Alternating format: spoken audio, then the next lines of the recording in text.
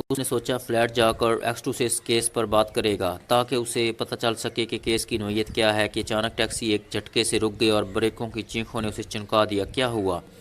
Captain Shakeel के मुंह से निकला और फिर उसे सब कुछ समझ आ गया था।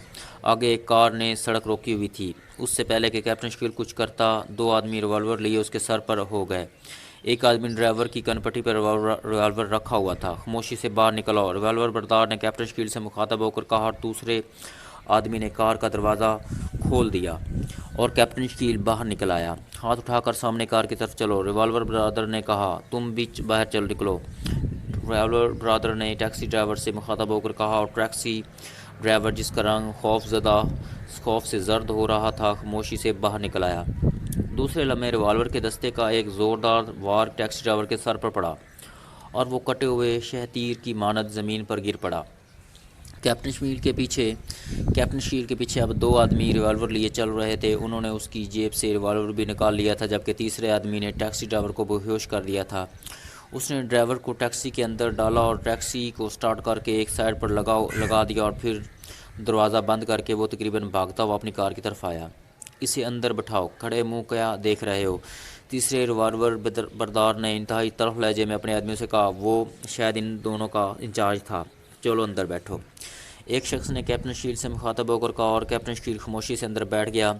उसके दोनों तरफ दोनों आदमी बैठ गए, जबकि इंचार्ज ने ड्राइविंग सीट संभाल ली और फिर गाड़ी ने स्टार्ट होकर एक टर्न लिया और तेज़ रफ्तारी से दौड़ती हुई आगे बढ़ती चलेगी। कैप्टन शकील बड़े मुतमिन अंदाज में बैठा हुआ था।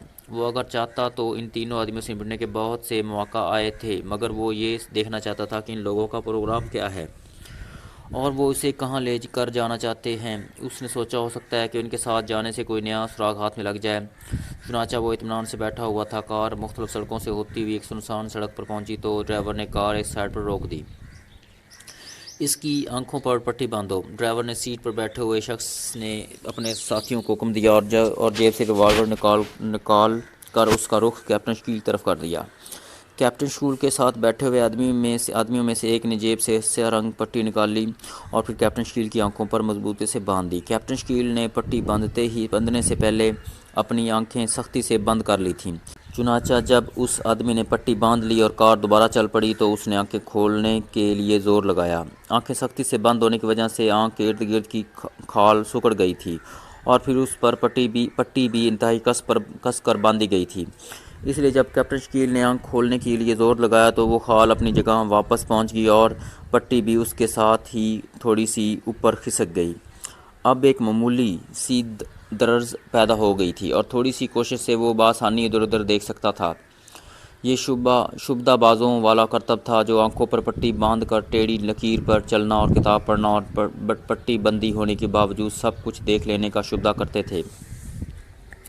कैप्टन शकील ने भी वही शुबदा इस्तेमाल किया था।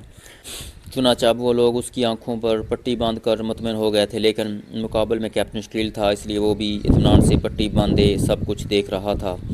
गाड़ी अब मुख्तलिफ सड़कों से गुजर रही थी और फिर शबाब कॉलोनी की एक कोठी में दाखिल होगी। कोठी का नंबर कैप्टन शकील के जहन में महफूज हो गया। कार को पोर्च में रोक कर उन्होंने दरवाजे खोले और फिर कैप्टन शकील को बाजू से पकड़कर बाहर निकाला और फिर वो उसे लिए हुए अंदर चले दिए। मुख्तलिफ कमरों से गुजरते हुए वो एक बहुत बड़े हाल में पहुंच गए। अब इसकी पट्टी उतार दो, इंचार्ज ने कहा और फिर कैप्टन शकील की आंखों से पट्टी उतार दी गई। उसने 2-3 बार आंखों को यूं झपका जैसे अब तक उसकी आंखें बंद रही हों। हाल में इंतहाई तेज़ रोशनी थी। ये रोशनी छत के मरकज़ी हिस्से से निकल रही थी और फिर कैप्टन शकील ने जब इधर उधर देखा तो वह ये देखकर हैरान रह गया कि हाल कतई तौर पर फर्नीचर से खाली था। कैप्टन शकील कमरे का जायज़ा ले रहा था कि अचानक सामने वाली दीवार में एक ज़ोरदार खुला और एक नकाब पोश, जिसका नकाब सुनहरे रंग का था, नकाब पर बिच्छू की तस्वीर बनी हुई थी, अंदर दाखिल हुआ। कैप्टन शकील उसे बगौर देखने लगा। उसके जिस्म के इर्द गिर्द नामालूम शुआओं का हाला मौजूद था। ये बनफशी रंगों की शुआएँ थीं और जो उसके जिस्म के इर्द गिर्द क्रॉस बनाती हुई घूम रही थीं। ये कौन है? नकाबपोश ने खड़खड़ाती हुई आवाज़ में कहा। ऐसा महसूस होता था जैसे आवाज़ किसी मशीन से निकल रही हो। बॉस, ये इस आदमी का साथी है जो माइकल को अगवा करके ले जा रहा था, इंचार्ज ने मौदबाना लहजे में कहा, जो सर झुकाए खड़ा था। कैसे मालूम हुआ? नकाबपोश ने बदस्तूर खड़खड़ाती हुई आवाज़ में पूछा। बॉस, नंबर 11 ने रिपोर्ट दी थी कि इस आदमी ने टेलीफोन करके उसे बुलाया था और फिर जाते जाते वो उन्हें इशारा भी कर गया था, इंचार्ज ने तफसील से जवाब देते हुए कहा। इसका मतलब है कि ये तादाद में ज़्यादा थे? नकाबपोश ने चूक कर पूछा। यस बॉस, इसका एक साथी भी है जिस पर गैंग नंबर 6 मुतय्यन था, इंचार्ज ने जवाब दिया। और उससे पहले कि नकाबपोश कुछ कहता, अचानक कमरे में एक हल्की सी सीटी की आवाज़ सुनाई दी। तो नकाबपोश तेज़ी से एक स्टोन की तरफ बढ़ा और फिर स्टोन पर लगे हुए काफ़ी बड़े स्विच बोर्ड पर एक सुर्ख रंग का बटन दबा दिया। सीटी की आवाज़ आना अब बंद हो गई थी। दूसरे लम्हे साइड का एक दरवाज़ा खुला और 3 आदमी अंदर दाखिल हुए। कैप्टन शकील ये देखकर चौंक पड़ा कि उनमें से एक आदमी के कंधे पर तनवीर लदा हुआ था, जिसका मतलब था कि तनवीर बेहोशी की हालत में है। उस आदमी ने तनवीर को लाकर कैप्टन शकील के पास लटा दिया और फिर खड़े होकर मोतबरना अंदाज में सर झुका दिया। क्या ये उसका साथी है? नकाबपोश ने पूछा। यस बॉस, आने वालों में से एक ने जवाब दिया। ठीक है, अब स्वाए नंबर 20 के बाकी सब जाओ, नकाबपोश ने तखमाना लहजे में कहा। और फिर वही इंचार्ज जो कैप्टन शकील की कार का ड्राइवर था वहीं रह गया और बाकी सब लोग वापस चले गए। नंबर 20। इन लोगों के जाने के बाद नकाबपोश ने इंचार्ज से मुखातब होकर कहा। यस बॉस, नंबर 20 ने मुअद्दबना लहजे में कहा। तुम इससे पूछ करो और मुझे रिपोर्ट दो। अगर ये कुछ बताने से इनकार करे तो बिला तकल्लुफ़ गोली मार देना, नकाबपोश ने सर्द लहजे में हुक्म देते हुए कहा। ओके बॉस, नंबर 20 ने जवाब दिया और नकाबपोश वापस मुड़ गया। उसके दीवार के करीब पहुंचते ही दीवार में दरवाज़ा खुला और नकाबपोश के गुजरने के बाद वो दरवाज़ा बंद हो गया। अब वहाँ सपाट दीवार नज़र आ रही थी। हाँ दोस्त, अब शराफत से अपने मतलब सब कुछ बता दो, नकाबपोश के जाने के बाद नंबर 20 ने कैप्टन शकील से मुखातब होकर कहा। उसके हाथ में रिवाल्वर मौजूद था। क्या बताऊँ? कैप्टन शकील ने कहा, जो उस अब तक खामोशी से खड़ा ये सब कुछ देख रहा था। अपने साथियों के मतलब सब कुछ तफसील से बता दो, नंबर 20 ने कदरे तल्ख लहजे में कहा। तुम तो मुझसे ऐसे पूछ रहे हो जैसे मास्टर बच्चों से कहता है। हाँ बेटे, महमूद गजनवी के जुमलों का हाल बयान करो, कैप्टन शकील ने हंसते हुए जवाब दिया। You shut up bloody fool, मैं शराफत से पूछ रहा हूँ और तुम मजाक कर रहे हो, नंबर 20 ने उड़ाते हुए कहा। इसका पारा यकदम चढ़ गया था। अच्छा, तुम शराफत की बजाय बदमाशी से पूछ लो, लेकिन कम से कम पूछने का सलीका तो सीख लो, कैप्टन शकील ने कहा। शायद वो वक्त गुजारना चाहता था ताकि तनवीर को होश आ जाए, मगर दूसरे लम्हे नंबर 20 का चेहरा उससे शिद्दत से सुर्ख हो गया। वो 2 कदम पीछे हट गया। अब वो एक स्टूल के करीब था। कैप्टन शकील उसे यूं अचानक पीछे हटते देख कर चौंक पड़ा।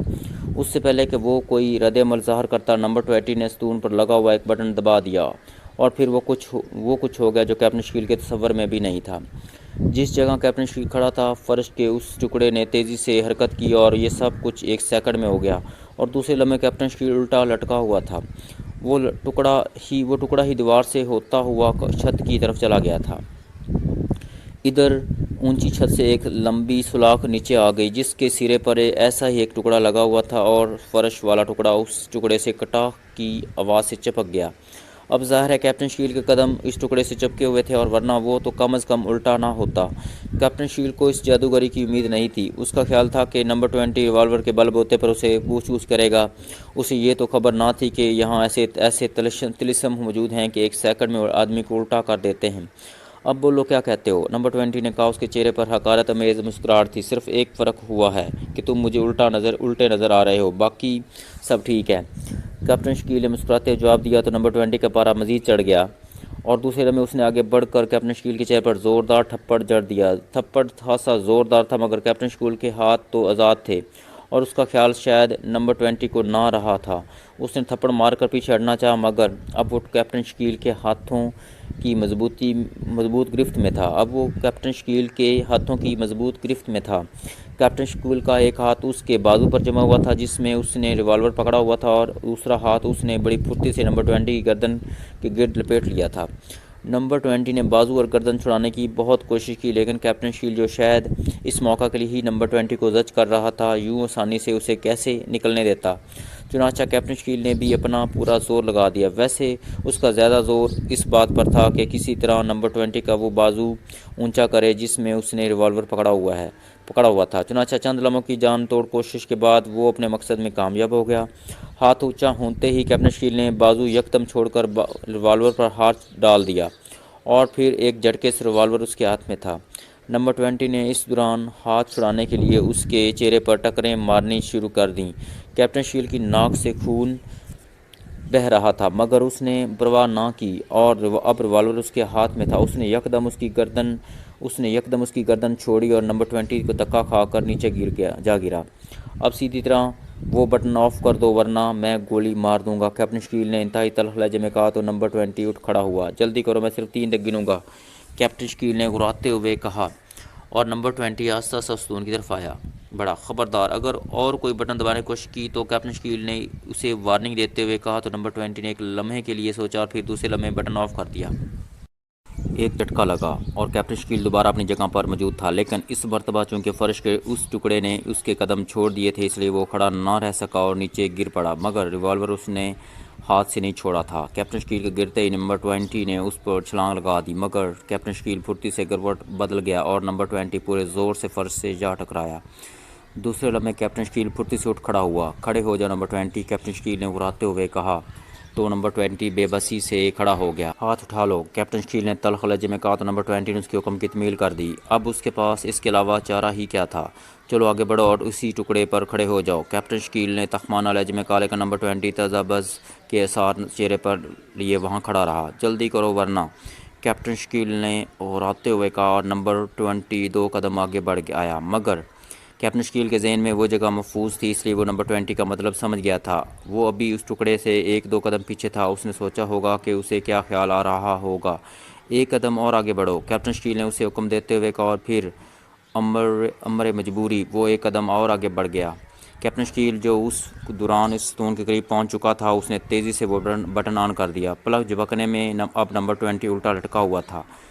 तुम ठीक कहते हो नौजवान, नंबर 20 कति बेवकूफ़ और बुज़दिल साबित हुआ है। अचानक हाल में नकाब पोश की आवाज़ गूंजी और फिर कैप्टन शकील के साथ साथ नंबर 20 भी चौंक पड़ा। उसका चेहरा हल्दी की तरह जर्द हो गया था। बस मैं माफ़ी चाहता हूँ, नंबर 20 ने हलक से खट्टी खट्टी सी आवाज़ निकली। मुझे बेवकूफ़ आदमियों से कोई दिलचस्पी नहीं है, इसलिए तुम्हारा नंबर खाली होना चाहिए, नकाब पोश ने कहा, और जबकि कैप्टन शकील होंकों की तरह चारों तरफ देख रहा था। नकाबपोश की आवाज़ कमरे के हर कोने से निकलती हुई महसूस हो रही थी और फिर वो यकदम चौंक कर उछल पड़ा, क्योंकि अचानक छत से एक फवार सी निकली और उसका टारगेट नंबर 20 ही था। दूसरे लम्हे नंबर 20 के कपड़ों में आग भड़क उठी और वो जलने लगा। कैप्टन शकील से ये मंजर देखा ना गया और उसने बटन ऑफ कर दिया। अब कुछ नहीं हो सकता नौजवान, इसकी यही सज़ा है। नकाबपोश के कह की आवाज़ सुनाई दी। वाकई बटन बंद करने का भी उस कोई असर ना हुआ और नंबर 20 वैसे ही उल्टा लटका हुआ जिंदा जल रहा था। उसकी चीखें बड़ी भयानक थीं। कैप्टन शकील ने उसे गोली मारने के लिए हाथ बढ़ाया। वो चाहता था कि इस अजाब से नंबर 20 जल्द छूट जाए, मगर दूसरे लम्हे एक हल्का सा खटका हुआ और एक मशीनी हाथ न जाने कहाँ से निकला और कैप्टन शकील के हाथ से रिवॉल्वर छीनकर वापस छत की तरफ चला गया। नकाबपोश के शैतानी कहकहों से कमरा गूंज उठा। अब नंबर 20 की चीखें मदम पड़ रही थीं। उसका पूरा जिस्म शोला बना हुआ था और वो बुरी तरह तड़प रहा था। और फिर उसकी नज़ाही चीखों के साथ नकाबपोश के शैतानी कहकहों ने मिलकर ऐसा माहौल पैदा कर दिया था कि कैप्टन शकील जैसे आदमी को भी जर्जरी सी आ गई। चंद लम्हों बाद नंबर 20 की चीखें ख़त्म हो गईं। वो मर चुका था। फिर अचानक एक खटका हुआ और जिस जगह नंबर 20 खड़ा था वहाँ का फ़र्श हट गया और दूसरे लम्हे उस टुकड़े से नंबर 20 के कदम छूट गए और वो फ़र्श में बने हुए खला में गुम हो गया। ऐसा महसूस होता था जैसे वो एक शोला था जो ज़मीन में उतरता चला गया था। कैप्टन शकील को उसके गिरने की आवाज़ सुनाई ना दी। उसने महसूस किया जैसे नीचे कोई गहरा कुआं है और फिर फ़र्श बराबर हो गया था और फिर एक खटके से वो टुकड़ा भी अपनी जगह पर दोबारा चस्पा हो गया। तनवीर इस दौरान होश में आ चुका था। वो खामोशी और खौफ से इस तमाम मंजर को देख रहा था। तुम भी खड़े हो जाओ नौजवान, तुम्हें भी ये मंजर देखकर होश आया है शायद।